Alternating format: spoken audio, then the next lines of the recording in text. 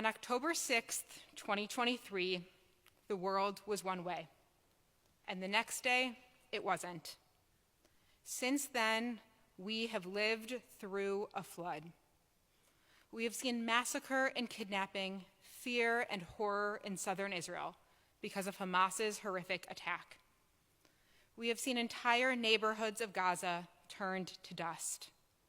We have lived through a torrent of grief and trauma, Israeli, Palestinian, Jewish, Muslim, human. We have seen the ways politicians in Israel, in the US, Hamas, across the world, who have failed to value human life. We have watched Israel's far-right government exploit the pain of its people to double down on vengeance and supremacy. We have witnessed the dream of a perfect Israel collapse, and with it, the easy stories we used to tell ourselves. We've seen the Jewish community fracture, people shouting and cross an unbridgeable chasm, friendships torn apart, synagogues and campuses turned into battlegrounds. We've seen anti-Semitism rise, and also seen it weaponized to silence accountability and compassion. It has been 2 years of flood. And now, thank God, the hostages have come home. There is a very complicatedly fragile ceasefire. Seeing Israelis reunited with their families has been holy, an exhale the world, and I know myself, needed. Seeing Palestinian families welcome home their children, people who for many had been imprisoned for years without trial, is holy. Each return is a blessing. I found myself glued to the holy videos of reunions, crying each time I see a new hug. This week's Torah portion, Parashat Noah, begins after the world has fallen apart. The earth is filled with violence and corruption.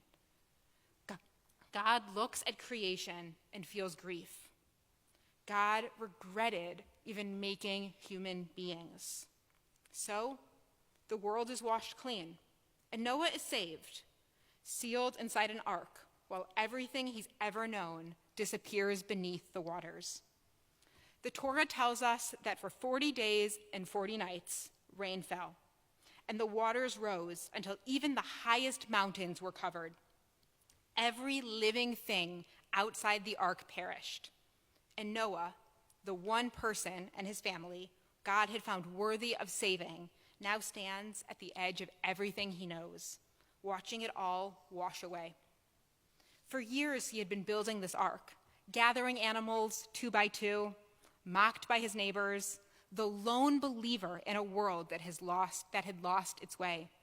Now he is sealed inside. Then the rain stops.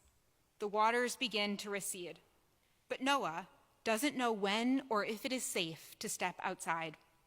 So he opens the small window of the ark and sends out a raven. The raven doesn't return. It circles endlessly above the floodwaters, a dark silhouette against the gray sky, because there is nowhere yet to land. The world is still chaos. Then Noah sends out a dove. She returns almost immediately. There's nothing yet for her to rest upon, no sign of life. So Noah waits a few more days, then sends her out again. This time she comes back with an olive branch in her beak. Just a small branch, damp from water, but a sign that somewhere new life is beginning. Somewhere a tree has survived. It's a fragile symbol, but it is enough. Noah waits 1 more week and then sends the dove out again. This time, she doesn't return.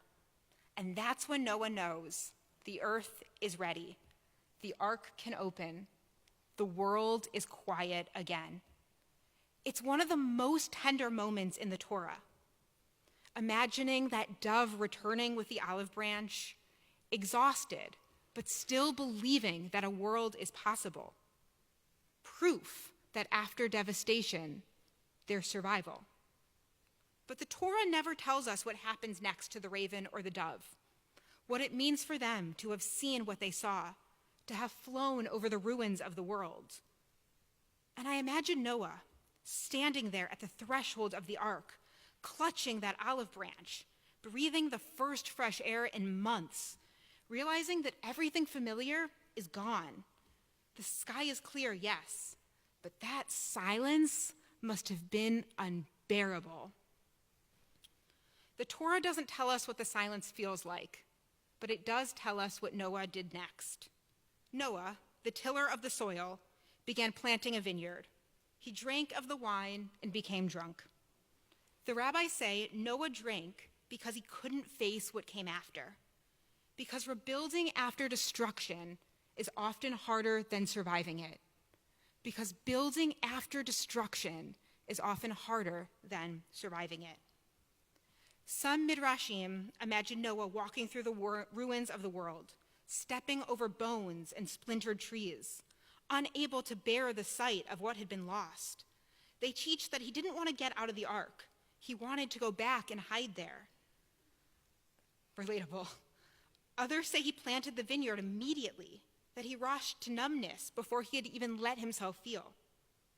Friends, this is where we are now. After years of destruction, there's a very fragile ceasefire. Hostages came home. Families, Israeli and Palestinian, are embracing again. It is holy. It is necessary. But as Israeli activist Becca Strober beautifully articulated this week, holiness is not the same as wholeness. Holiness is not the same as wholeness. There's a deep human impulse to say, it's over, time to move on, to crave normalcy, to step back into happiness and call it healing. But that's not the Jewish path. When the flood waters subside, Torah doesn't teach us to move on. It asks us some important questions. How do we grieve? How do we rebuild? What accountability is needed? How do we integrate what we've learned so that we don't go back to the world as it was? Because we can't go back. The flood changed us. And if we rush to rebuild without reckoning, we risk repeating what destroyed us. Scholar Sarah Ahmed writes about the promise of happiness, how happiness often asks us to turn away from pain, to move towards comfort and cohesion. But she warns sometimes the pursuit of happiness can keep us from doing the deeper hard work of justice. To be happy, in her words, can mean to stop listening to those whose pain disrupts the story we want to tell about ourselves. That's the temptation now. To embrace the ceasefire as an ending rather than as a beginning. To only celebrate the return of the hostages. To only see joy in Gaza and not listen to the cries beneath the rubble. To let joy silence the truth and justice that it requires that we hear. There's a midrash by Tamar Biala that imagines what happens to the raven and the dove Noah sent from the ark. An eagle is sent to look for them. The eagle finds the dove first. She has built herself a nest, always working, always birthing, always rebuilding, keeping herself endlessly busy so she doesn't have to stop to remember the pain. Sound familiar? Maybe. She is functioning, but she is exhausted. Then we find the raven. The raven refuses to land. He keeps circling above the earth. He says, "Anywhere I try to rest, the dead eyes of my brothers and sisters stare back at me. The earth is defiled. I can't dwell in it." The other birds call to him, "The flood is over. It's time to move on." But the raven replies, "The face of the soil was destroyed, and a place that has no face on it, its tears and its disgrace can never be wiped away." And so the Shekhinah, the divine presence, spreads her wings over both the dove and the raven, sheltering them together. And she whispers to the others, "What do you know of the dove and the raven? You weren't the ones sent out from that window." That's where we are right now. Some of us are the dove, desperate to rebuild, to get back to work, to plant, to repair. But some of us, this temptation is rooted in denial. It's rooted in avoidance. How can we face the pain that's so hard to face? Others of us are the raven, haunted by what we've seen, unable to rest, circling over the ruins, carrying the weight of the dead. And most of us are somewhere in between, tired, afraid, unsure how to live in a world we no longer recognize. So, how do we begin again? How do we rebuild a world that has seen a flood? Thankfully, Jewish tradition provides us with a framework to build again. Step 1, grieve and listen. For those of us who have felt stuck on October 7th, 2023, the week after or the following months, frozen in that moment of horror and loss, this is our chance to step out of that time and into a new day, to begin again. Now that the hostages are home, do we let ourselves listen to the stories of Palestinians buried under the rubble? To the families, both Palestinian and of the hostages, who still don't know where their loved ones are. To grieve and to listen for all is an act of moral courage. It doesn't erase the pain, it just deepens our humanity. I keep returning to a group of Israeli and Palestinian parents who have lost children to this conflict, teach that peace does not come from an agreement. It comes from grieving together. They say you can't rebuild unless you have looked into the eyes of your enemy and seen your own tears reflected back. Rachel Goldberg-Polin, whose son Hirsch was kidnapped on October 7th and murdered after 11 months in captivity, said something similar. Our moral task is not to look away, to remember every name, every life, every face, Israeli and Palestinian, to insist that humanity is not divisible. Step 2, take an accounting. The past 2 years have shown us how cycles of violence repeat, how the same patterns and systems pull us back into familiar heartbreak. Each time we may feel different, but the systems remain the same. So in this moment of this fragile ceasefire, could it be more than just a pause in fighting? Could it be a pause for personal reflection? A chance to notice the cycles within ourselves that mirror those we see in the world? If we don't look honestly at the patterns that live inside us, we'll keep recreating them around us. So this is the work of Heshbon HaNefesh, soul accounting.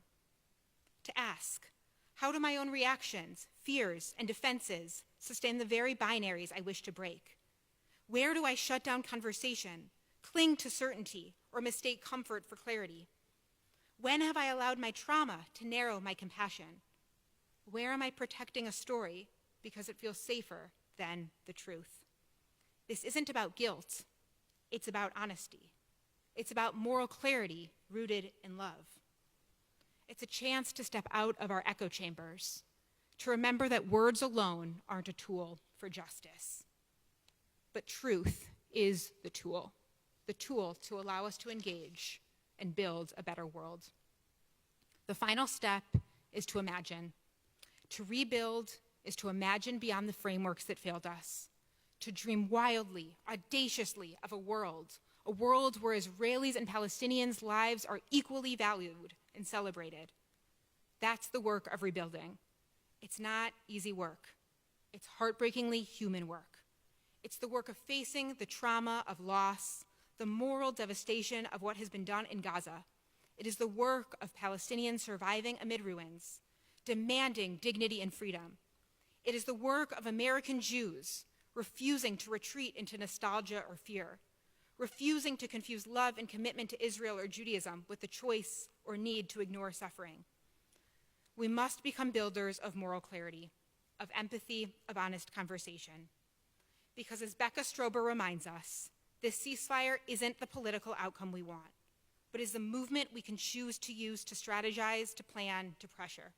We need to breathe, energize, and keep going until there is genuine equality for all 14 million Palestinians and Israelis. That is our holy work of moving forward. So as we stand here tonight after the flood, may we resist the easy story of returning to normal. Normal was already broken. May we honor the dove, the impulse to rebuild, and may we make space for the raven, the part of us that still grieves, that refuses to forget. May we listen for the Shekhinah who spreads her wings over all of us. We cannot go back. And maybe that is what God meant by the rainbow at the end of the story of Noah. Not a sign that everything would be easy, but a sign that holy still shimmers even after the storm, that beauty and color can retract through our tears. The rainbow does not erase the flood. It rises from it. To see the rainbow, you have to look up together. You have to stand shoulder to shoulder, eyes lifted towards the same stretch of sky, imagining what could be rebuilt on this earth. So may we be those who dare to imagine, who believe that imagination is not an escape from reality, but the first step towards transforming it. May we link arms with those who grieve differently from we do, read different news stories, and choose stubbornly to keep seeing each other's humanity. For those of us who have felt stuck on October 7th or in the immediate weeks that followed, may we find the strength to move on and turn towards today, tomorrow, and a future where every life is equally holy. Because the story of Noah does not end with destruction. It ends with a covenant, not of perfection, but of possibility. And that covenant is ours to keep. So let us step out of the ark onto this trembling new ground with hearts still heavy, but hands ready to build, to plant olive trees where there once was only water, to imagine a world made whole together. Shabbat Shalom.